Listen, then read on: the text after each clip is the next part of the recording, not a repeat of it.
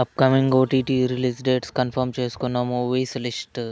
'Rath Akeli Hai the Bansal murders' December 19న నెట్ఫ్లిక్స్లో release అయింది. 'మఫ్టీ పోలీస్' డిసెంబర్ 19న ఆహాలో రిలీజ్ అయింది. 'ఫార్మా' డిసెంబర్ 19న జియో హాట్స్టార్లో రిలీజ్ కానుంది. 'ద లాస్ట్ షో' డిసెంబర్ 21న ఈటీవీ విన్ యాప్లో రిలీజ్ కానుంది.